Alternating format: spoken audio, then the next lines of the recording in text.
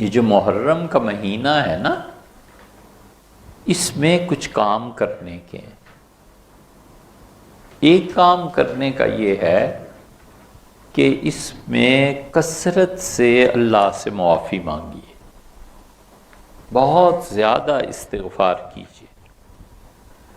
حضور اقدس صلی اللہ علیہ وسلم نے فرمایا اس محرم میں اللہ نے ایک پوری قوم کی توبہ قبول کر لی تھی، غالباً مراد بنی اسرائیل ہوں گے، اور فرمایا اللہ اس محرم ہی کے مہینے میں میری امت کی توبہ کو بھی قبول فرمائے گا، مجھے اللہ سے یہ امید ہے۔ یہ محرم کا مہینہ ان 4 مہینوں میں سے ایک ہے جو اللہ نے جب زمانے ٹائم کو پیدا کیا تھا تو اس وقت بھی اللہ نے اسے احترام کا مہینہ قرار دیا تھا۔ یہ بات اور تصور درست نہیں ہے کہ سیدنا حسین ابن علی رضی اللہ عنہما چونکہ شہید ہوئے لہٰذا اس لیے عاشورہ بڑا دن ہے۔ عاشورہ ہمیشہ سے 10 محرم ہمیشہ سے بڑا دن رہا۔ تو اس مہینے میں محرم میں پورا مہینہ کثرت سے استغفار کیجیے۔ ایک دوسرا کام کرنے کا یہ ہے کہ اس میں روزے رکھنے چاہیے۔ حضور صلی اللہ علیہ وسلم نے ایک صحابی رضی اللہ عنہ کو کہا تھا آپ اگر اس حدیث پہ عمل کر لیں تو آپ جیسی خوش نصیب خاتون کون ہو۔ بہت زبردست بات فرمائی تھی۔ ہے مشکل۔ ایک صحابی رضی اللہ عنہ نے آ کے عرض کیا کہ اللہ کے رسول میں روزے رکھنا چاہتا ہوں، تو آپ نے فرمایا مہینے میں 1 روزہ رکھ لیا کرو۔ اس نے کہا ضد نہیں، بڑھا دیں، بھی قوہ، میں جوان لڑکا ہوں، زیادہ رکھ لوں۔ فرمایا 2 رکھ لیا کرو۔ ان کا بڑھا دیں، فرمایا 3 رکھ لیا کرو۔ اس کا اور بڑھا دیں، آپ نے فرمایا پھر اس طرح کرو کہ یہ جو 4 مہینے عزت والے ہیں، ذی-قعدہ، ذی الحج، محرم، 3 تو یہ ہو گئے، اور چوتھا رجب۔ یہ عزت والے ہونے کا مطلب یہ ہے کہ قرآن میں آیا ہے، اللہ نے کہا ہم نے جب سے زمانے کو پیدا کیا ہے مہینوں کی تعداد 12 ہے، منہا 4 حرم، اور 4 مہینے بہت زیادہ خدا کی رحمت ہے ان میں، ذی-قعدہ، ذی الحج، یہ محرم، اور پھر رجب۔ اور فرمایا فَلَا تَظْلِمُوا فِيهِنَّ أَنفُسَكُمْ، ان 4 مہینوں میں اپنی جانوں پہ ظلم نہ کرنا، ان 4 مہینوں میں کم سے کم گناہوں سے بچے رہنا۔ باقی مہینوں میں بھی آدمی بچے، لیکن 4 کا تو خاص طور پہ کہا کہ دیکھو ان میں بچے رہنا گناہوں سے۔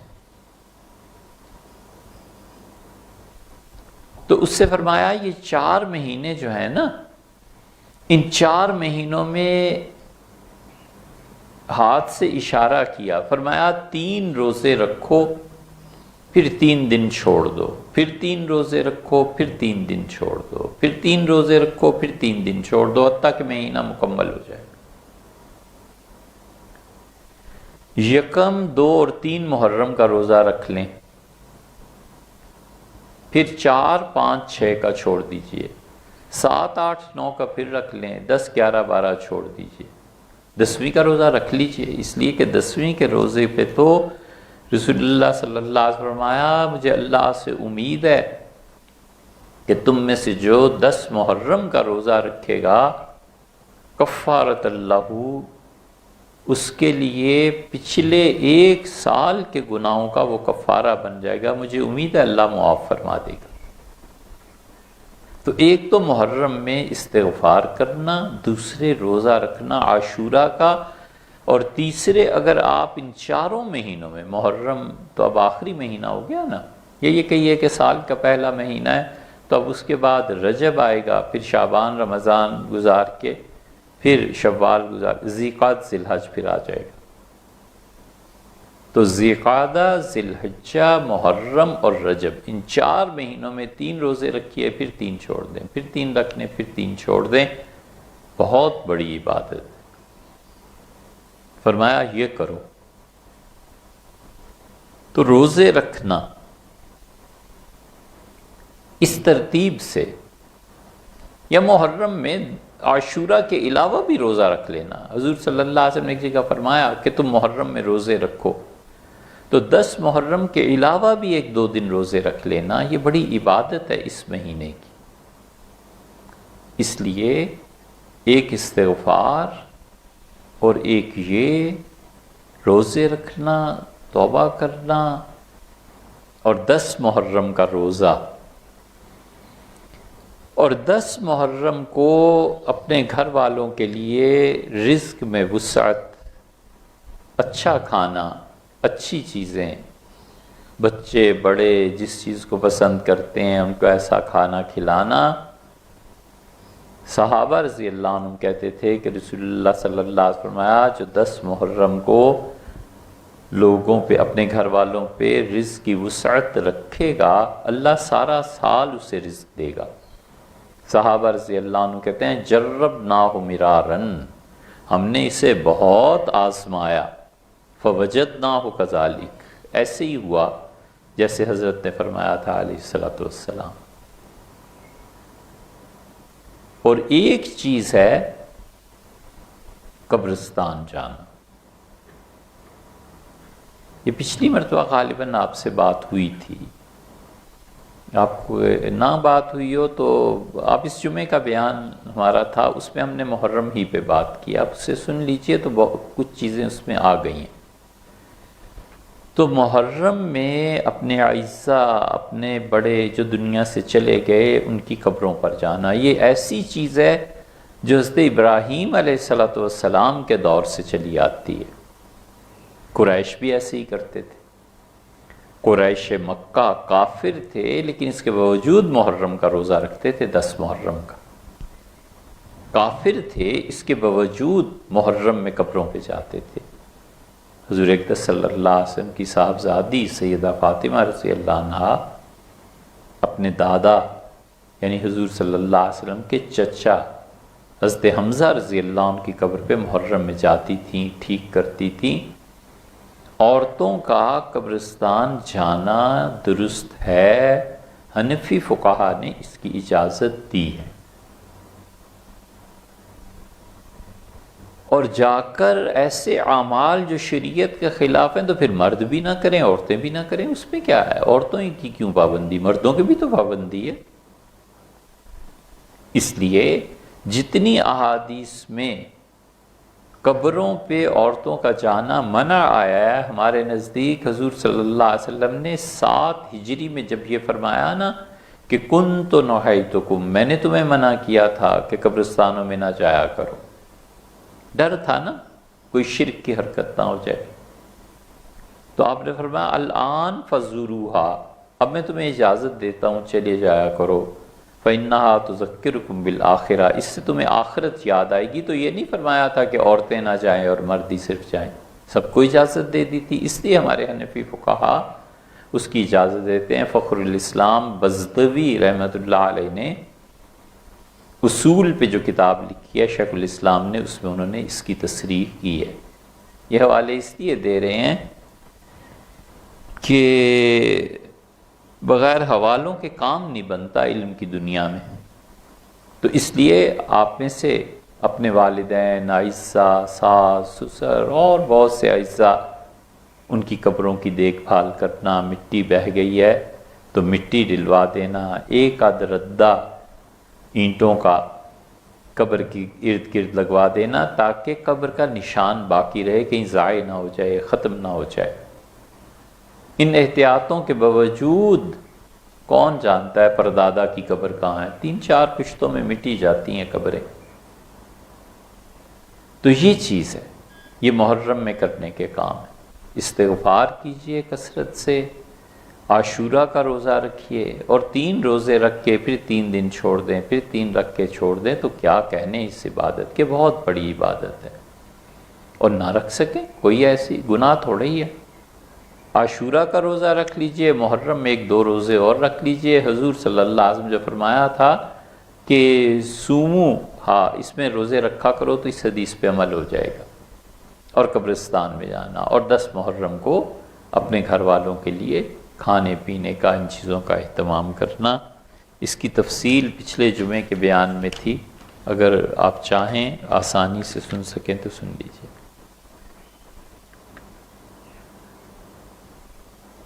نہیں بھئی، حضور اقدس صلی اللہ علیہ وسلم کو ان کی حیات طیبہ میں دیکھنا اور خواب میں دیکھنا کوئی نسبت ہی نہیں ہے۔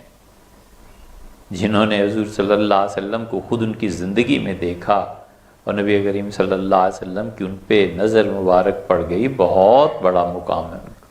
اس کے مقابلے میں خواب کچھ نہیں، اس کے مقابلے میں، اگرچہ اپنی جگہ یہ بھی بڑی بات ہے کہ کسی کو حضور اقدس صلی اللہ علیہ وسلم کی زیارت ہو خواب میں، بہت چیز ہے ایک، لیکن وہ جو اصل ہے وہ اصل ہے، اس کے مقابلے میں تو یہ ذرہ بھی نہیں۔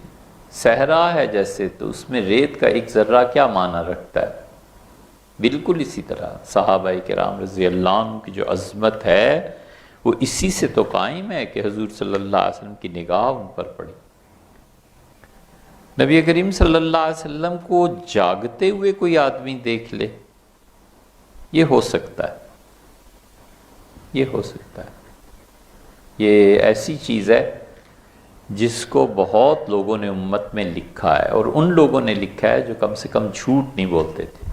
آپ کے حضرت شاہ ولی اللہ محدث دہلوی رحمۃ اللہ علیہ نے لکھا ہے، شاہ عبدالعزیز صاحب رحمۃ اللہ علیہ نے لکھا ہے، ابن عربی رحمۃ اللہ تو بہت قائل ہیں اس کے، سیوطی تو بہت شد و مت سے قائل ہیں۔ سیوطی رحمۃ اللہ علیہ نے لکھا ہے کہ مجھے 99 مرتبہ رسول اللہ صلی اللہ علیہ وسلم اپنے مصر میں نظر آئے، میں نے دیکھا تشریف لے جا رہے ہیں، میں نے انہیں دیکھا، پھر میں نے سوچا اب مجھے نظر آئے تو میں ضرور پوچھوں گا کہ میں کیا ہوں، جنتی یا جہنمی۔ سیوطی کہتے ہیں پھر 100ویں مرتبہ جب نظر آئے تو میں نے پوچھا، میں نے کہا اللہ کے رسول میں جنت میں جاؤں گا یا جہنم میں؟ تو مجھ سے فرمایا جنت میں۔ میں نے کہا عذاب کے بعد یا بغیر عذاب کے؟ آپ نے فرمایا تم بغیر عذاب والوں میں۔ تو یہ اتنے لوگوں نے لکھا ہے کہ ہم یہ نہیں کہہ سکتے کہ سب جھوٹ ہی بولتے تھے، معاذ اللہ، استغفر اللہ، سب گمراہ ہی تھے۔ آپ نفی نہیں نہ کر سکتی اس کی۔ ہر صدی میں آپ کو ایسے لوگ، اسپین میں تو خاص طور پہ، اسپین میں مسلمان تھے، انہوں نے بھی بہت لکھا ہے۔ اور پھر یہی نہیں ہے کہ یہ صوفی تھے سارے، ان میں بڑے بڑے فقیہ موجود تھے، بڑے بڑے مفتی موجود تھے۔ اگر یہ شریعت کے خلاف ہوتا تو کبھی ایسی چیزیں نہ کہتے۔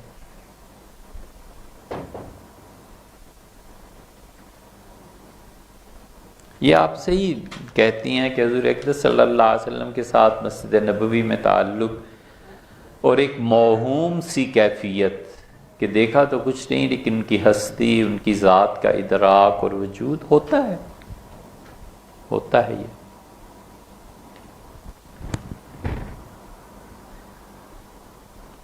سورہ کہف میں اللہ اور رسول صلی اللہ علیہ وسلم نے قبرستان جانے والی عورتوں پر لعنت فرمائی ہے۔ یہ کون سی سورہ کہف ہے بی بی؟ ہر جمعے کو پڑھنی چاہیے، ہمیں تو کہیں نہیں ملی۔ خواتین کا اپنے حقوق کے لیے جو اسلام نے دیے ہیں جد و جہد کرنا کیسا ہے؟ ذات کی نفی کے حوالے سے بالکل ٹھیک ہے، اپنے حقوق کے لیے جد و جہد کرنی چاہیے، بالکل آپ ٹھیک فرما رہی ہیں، لیکن اس سے زیادہ ضروری یہ ہے کہ اپنے فرائض پورے کرنے چاہیے۔ ہم تو یہ سمجھتے ہیں ہر آدمی کو مطالبات اور اپنے حقوق سے زیادہ اپنے فرائض پر غور کرنا چاہیے کہ میرے ذمے کیا ہے، اپنے ذمے جو کام پڑتے ہیں وہ کرنے چاہیے، تاکہ قیامت میں یہ عورت ان سے نکل جائے جن سے پوچھا جائے گا کہ تم نے اپنی ڈیوٹیز کتنی پے کی تھی، اور قیامت میں جب حساب ہوگا تو اللہ ان سے پوچھ لے گا کہ تم نے دوسروں کے حقوق کتنے پورے کیے اور ضائع کتنے کیے۔ یہ سورہ کہف کی بھئی بالکل سمجھ نہیں آئی۔ سورہ کہف بہت لوگ پڑھتے ہیں، کہاں اللہ اور اس کے رسول صلی اللہ علیہ وسلم نے لعنت کی ہے۔ والد صاحب کو فوت ہوئے 12 سال گزر چکے، بھائیوں سے اپنا حق زبردستی لینا آپ کا حق بنتا ہے، ضرور لیجیے۔ اگر آپ اس کے لیے فرض کر لیجئے، کورٹ اور کچہری بھی جاتی ہیں تو شرن کوئی پابندی نہیں ہے، شرن کوئی ایسی چیز نہیں ہے، شریعت نے جو آپ کا حق رکھا ہے وہ آپ کا حق ثابت ہے، ضرور کریے، مگر معاف کر دینا افضل ہے۔ اللہ کی ایک بات یاد رکھنی چاہیے، اللہ کہتا ہے فَمَنْ عَفَا وَأَصْلَحَ، اور جھگڑے پہ جو معاف کر دے اور صلح کر لے فَقَدْ وَقَعَ أَجْرُهُ عَلَى اللَّهِ، اللہ نے کہا اس کا اجر میرے ذمہ رہا۔ یہ نہیں کہا جنت دوں گا، یہ بھی نہیں فرمایا کہ یہ انعام مل، کچھ بھی نہیں کہا، فَقَدْ وَقَعَ أَجْرُهُ عَلَى اللَّهِ، اس کا اجر میرے ذمہ رہا۔ بادشاہ یہ بات کہہ دے کہ یار یہ بات میرے ذمہ رہی ہے، تھوڑی سی بات ہے، شہنشاہ ہے، اس نے کہا میرے ذمہ رہا، اس لیے بہتر چیز معاف کر دینا، اور اس سے کم اگر بالکل 100% جائز چیز آپ کا اس حق کو زبردستی لے لینا ہے، کوئی حرج نہیں ہے کہ معاف کریں گی تو دنیا میں بھی جھگڑے کس سے نپٹا دیں گی، آخرت میں بھی اللہ کے یہاں اجر ملے۔